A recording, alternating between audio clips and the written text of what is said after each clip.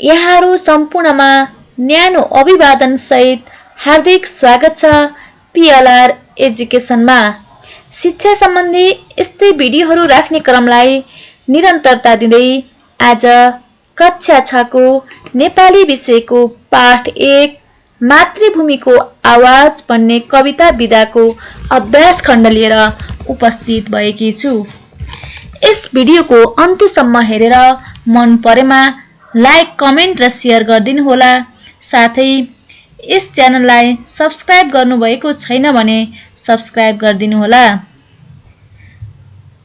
मातृभूमिको आवाज कविताका लेखक कवि देवी नेपाल हुन्। अब लागौं अभ्यासतिर। शब्द भण्डार। अभ्यास 1 दिएका पदावली बुझाउने शब्द पाठबाट खोजेर लेख्नुहोस्। लक्ष्मी पूजाको भोलिपल्ट बेलुकी भट्याइने गाथा। देउसी कुनै पनि काम राम्रोसँग गर्ने सिप। कला शरीर आदिको उपल्लो भाग अथवा माथिको भाग। मात शारीरिक वा बौद्धिक शक्ति लगाएर गरिने काम। श्रम जाति, वर्ग र पेशाका मानिसको परिचायक पहिरन। भेष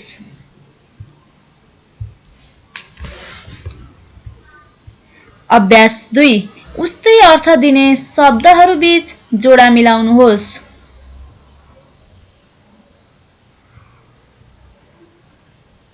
सिङ्गो पूर्ण, मुलुक, देश, सुमन, फूल, मिहिनेत, श्रम, वक्षस्थल, छाती, गोडा, पाउ।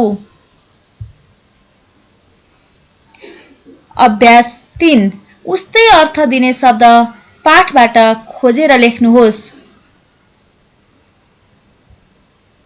राष्ट्र, देश, पुष्प, फूल, जिन्दगी, जीवन, धरणी, परिवेश, शरीर, तन, गाना, गीत, पोशाक, भेष।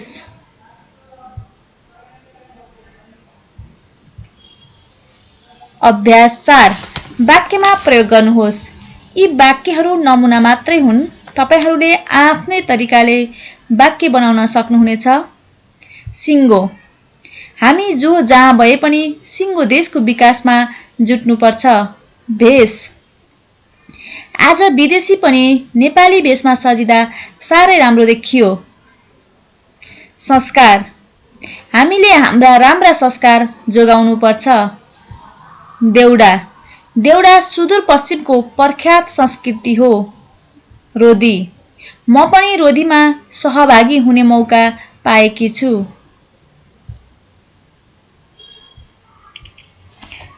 अभ्यास 5 रातो रङ लगाइएका शब्दका ठाउँमा उस्तै अर्थ दिने शब्द पाठबाट खोजेर लेख्नुहोस्। आकाशमा जुन उदाएको थियो। आकाशमा चन्द्र उदाएको थियो। घामको प्रकाशले आँखा तिरमिरायो। सूर्यको प्रकाशले आँखा तिरमिरायो। हामीले वातावरण सफा राख्नुपर्छ। हामीले परिवेश सफा राख्नुपर्छ। शुक्लाफाँटको मनोहर दृश्य देखेर म मक्ख परे। शुक्लाफाँटको सुन्दर दृश्य देखेर म मक्ख परे। बोध र अभिव्यक्ति यस अन्तर्गतको अभ्यास 2 छुटेका शब्दभरि श्लोक पुनर्लेखन गर्नुहोस्। हिमाल मेरो अति उच्च माथ, पहाड छाती र मधेसका रख। म एक मान्छे सरिपूर्ण ठान, यी अङ्ग मेरा सब हुन् समान।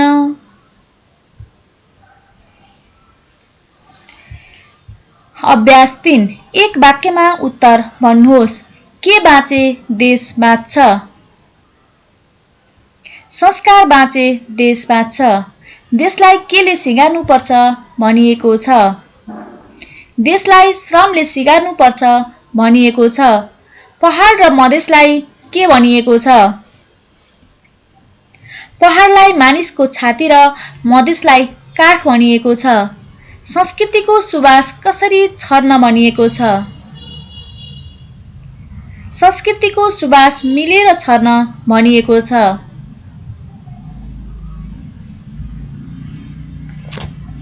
अभ्यास 5 उदाहरण हेरी पंक्तिहरूलाई गद्यमा लेख्नुहोस्।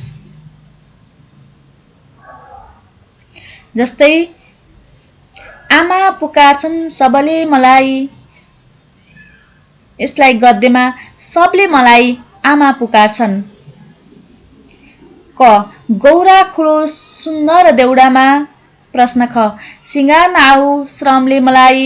ग नेपाल हाँसोस् मिथिला कलामा, यसको उत्तर सुन्दर देउडामा गौरा खुलोस्, श्रमले मलाई सिंगार नआऊ, मिथिला कलामा नेपाल हाँसोस्। अभ्यास 6 पाठका आधारमा संक्षिप्त उत्तर लेख्नुहोस्। कवितामा कसलाई आमा स्वीकारिएको छ, किन? कवितामा नेपाललाई आमा स्वीकारिएको छ। नेपाल चन्द्र र सूर्यको देश हो। जबसम्म आकाशमा चन्द्र र सूर्य रहिरहन्छन् तबसम्म हामी नेपाल आमाका सन्ततिका रूपमा रहिरहनेछौँ। जसरी एक आमाले आफ्ना कुनै पनि सन्तानलाई फरक व्यवहार गर्दिनन्, त्यसरी नै यहाँका सम्पूर्ण नेपालीहरूबीच पनि दाजुभाइ र दिदीबहिनीको सम्बन्ध छ। कोही पनि पराई छैनन्। नेपाललाई आमा र नेपालीलाई तिनैका सन्ततिको रूपमा स्वीकारिएको छ। प्रश्न ख कविताका आधारमा नेपाललाई कसरी पूर्ण मानिससरी ठानिएको छ? कवितामा नेपाललाई एउटा सिङ्गो मानवसँग तुलना गरी यहाँका भूभागलाई शरीरका विभिन्न भाग मानिएको छ। नेपालको उत्तरतिरका हिमालहरूलाई माथ वा शिरका रूपमा, पहाडलाई छातीका रूपमा र तराई वा मधेसलाई काखका रूपमा लिएको छ। त्यसैले नेपाललाई पूर्ण मानवसरी ठानिएको छ। प्रश्न ग नेपालीको संस्कृति र वेशभूषा कस्तो पाइन्छ? नेपाल भौगोलिक हिसाबले सानो देश भए तापनि संस्कृति र वेशभूषामा ठूलो देश हो। नेपालमा हिमाल, पहाड र तराई मधेसका विभिन्न संस्कृति र वेशभूषा पाइन्छ। यहाँ गौरा, देउडा, मिथिला कला, देउसी, भैलो, रोदी, धान नाच जस्ता विविध नेपाली संस्कृति पाइन्छ भने दौरा, कुर्ता, बक्खु, घलेक, सारी जस्ता विविध नेपाली वेशभूषा पाइन्छ। अभ्यास 7 भाव विस्तार गर्नुहोस्। छैनन् पराई सब भाइ भाइ, आमा पुकार्छन् सबले मलाई। मातृभूमिको आवाज कविता कवि देवी नेपालद्वारा रचना गरिएको हो। यो कविता राष्ट्रप्रेम झल्काउने र नेपालको सांस्कृतिक विविधता पस्ट्याउने कविता हो। माथि दिइएको कवितांशमा कविले नेपाल हाम्रो मातृभूमि भएको उल्लेख गर्दै सबैले नेपाललाई आमाको रूपमा स्वीकारिएको छ भन्ने कुरा स्पष्ट पारिएको छ। हामी नेपाली नेपालको जुनसुकै भूभागमा बसोबास गरे तापनि वा जहाँसुकै रहे पनि कोही पराई नभएको कुरा स्पष्ट पार्न खोजिएको छ। हामी सबै भाइ भाइ हौं। एक आपसमा मिलेर बस्नुपर्छ। सबै मिलेर देश बनाउनुपर्छ। सबै नेपालीले नेपाल आमाका रूपमा पुकारा गरेका छौं। नेपाल आमालाई सबै मिलेर सुन्दर बनाउनुपर्छ भन्ने कुरा माथिको कवितांशमा स्पष्ट पारिएको छ। अतः हामी नेपालभित्र जुनसुकै ठाउँमा बसोबास गरे पनि हामी सबै नेपाली हौं। हामी बीचमा बन्धुत्वको भावना छ। कोही पराई छैनौं। नेपाल सबैकी साझा आमा हुन्। अभ्यास 8 मातृभूमिको आवाज कविताको मूल भाव लेख्नुहोस्। मातृभूमिको आवाज कवि देवी नेपालद्वारा रचना गरिएको राष्ट्रप्रेमले ओतप्रोत कविता हो। यस कवितामा कविले नेपाल आमाको पुकारलाई मार्मिक ढंगबाट प्रस्तुत गरेका छन्। अनेकतामा एकता नेपालको विशेषता भएकाले यसको सम्मान गर्दै सबैले नेपालको विकास र उन्नतिमा लाग्नुपर्ने कुरा नै यस कविताको मूल भावका रूपमा रहेको छ। कवितामा नेपाललाई एक पूर्ण मानिसको शरीरसँग तुलना गरिएको छ। हिमाललाई माथका रूपमा, पहाडलाई छातीका रूपमा र तराईलाई काखका रूपमा तुलना गरिएको छ।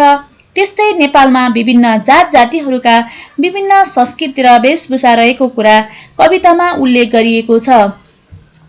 गौरा, देउडा, मिथिला कला, देउसी भैलो, धान नाच जस्ता थुप्रै संस्कृति नेपालमा रहेको छ। त्यस्तै धोती, कुर्ता, घलेक, साडी जस्ता विभिन्न वेशभूषा पनि नेपालमा प्रचलित छन्।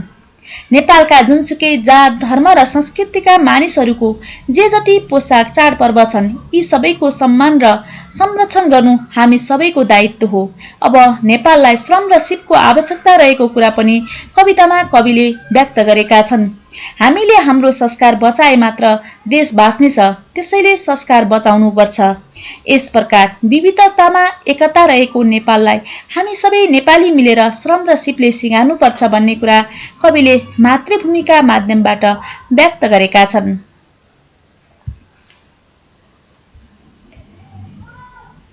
अभ्यास 9 मातृभूमिको आवाज कविताको दोस्रो श्लोकबाट 3वटा प्रश्न बनाउनुहोस्। मातृभूमिको आवाज कविताको दोस्रो श्लोकबाट 3वटा प्रश्न निम्न छन्। के हाँसेपछि परिवेश हाँस्छ? देश कसरी बाँच्छ? देशलाई केले सिगार्न सकिन्छ? अभ्यास 10 हिजो आज चाडपर्व बढी भड्किला र खर्चिला बन्दै गएका छन्। यस्तो अवस्थामा सुधारका लागि तपाईँ अरूलाई कसरी अनुरोध गर्नुहुन्छ बताउनुहोस्। हिजो आज चाडपर्व बढी भड्किला र खर्चिला बन्दै गएका छन्। अचेल जसरी पनि अरूलाई देखाउनु पर्ने चलन बढ्दै गएको छ। उभन्दा म के कम भन्ने प्रवृत्तिको विकास भएको छ। यो राम्रो चलन होइन। समाजमा फजुल खर्च गरेर आडम्बरी देखाउनेहरूलाई चेतना जगाउन आवश्यक छ। यसलाई हटाउन हामी सबै बालबालिकाको पनि मुख्य भूमिका रहन्छ। चाडपर्व शुभकामना आदान प्रदान गरेर रमाइलो गर्न र संस्कृति जोगाउनका लागि हो, ऋणमा डुब्न होइन भन्ने कुराको चेतना जगाउनु आवश्यक छ। भाषिक संरचना र वर्णविन्यास अन्तर्गत अभ्यास 1 क पाठमा सोधिएको अनुच्छेदबाट व्यक्ति, ठाउँ, द्रव्य र प्राणी बुझाउने 3-3वटा नाम लेख्नुहोस्। पेज नम्बर 6 को अभ्यास 1 मा दिएको अनुच्छेदबाट व्यक्ति बुझाउने भीमसेन, अमरसिंह, बलभद्र। ठाउँ काठमाडौँ, पोखरा, मुस्ताङ। द्रव्य सुन, चाँदी, तामा। प्राणी बाघ, भालु, हात्ती। अभ्यास 1 को प्रश्न नम्बर ख पाठमा सोधिएको अनुच्छेदबाट समूह र भाव बुझाउने शब्द टिप्नुहोस्। समूह बुझाउने बथान, बस्ती।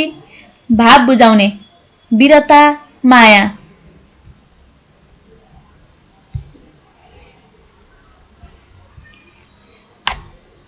अभ्यास 2 दिएको नामलाई को र के को समूहमा छुट्याउनुहोस्। को हरिमाया, रमेश, बुबा, छोरो, माया, मामा, दिदी, काका, शिक्षक। के चरो, पानी, धुवा, रचना, हिमाल, गाई, बिरालो, किताब, झोला, खाजा।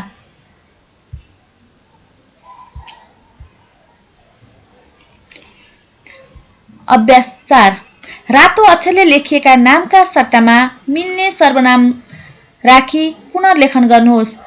न्युच्छेमान बजार गयो, न्युच्छेमानले पत्रिका किन्यो। न्युच्छेमान बजार गयो, उसले पत्रिका किन्यो। बुबा शिक्षक हुनुहुन्छ, बुबा विद्यालयमा पढाउनुहुन्छ। बुबा शिक्षक हुनुहुन्छ, उहाँ विद्यालयमा पढाउनुहुन्छ। भान्जी मिलनसार छिन्, भान्जी मिहिनेती पनि छिन्। भान्जी मिलनसार छिन्, उनी मिहिनेती पनि छिन्। साथीहरू फुटबल खेल्न गए, साथीहरूले स्वर्ण पदक पाए।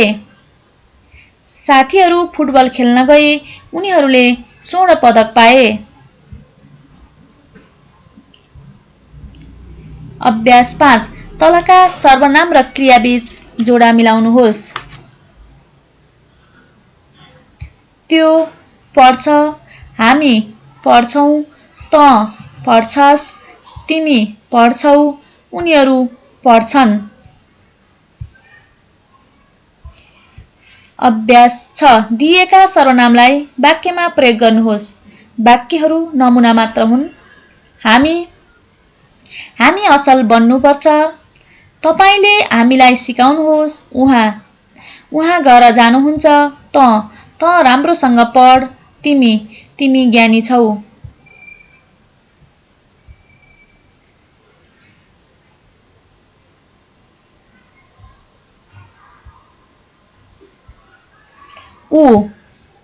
ऊ साह्रै छुचो छ।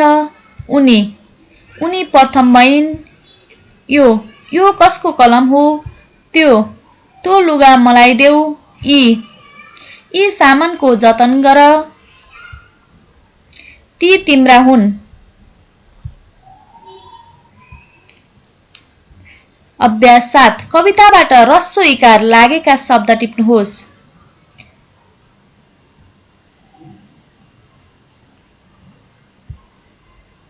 सिङ्गो, तिम्रो, चित्र, बाँचेपछि, सिँगार्न, हिमाल, अति, मान्छेसरी, अनि, मिथिला, मिलेर, मिली, संस्कृति।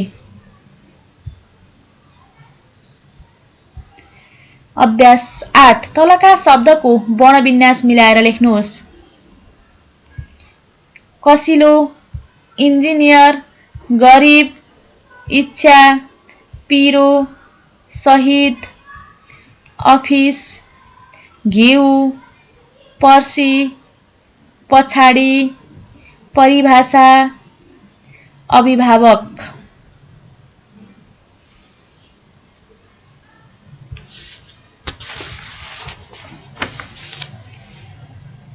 कवि, कृषि, वृद्धि, मिति, नीति, पण्डित।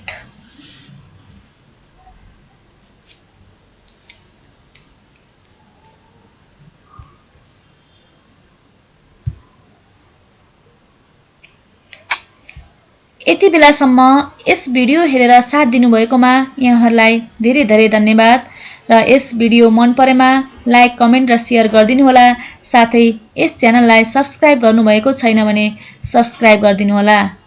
धन्यवाद।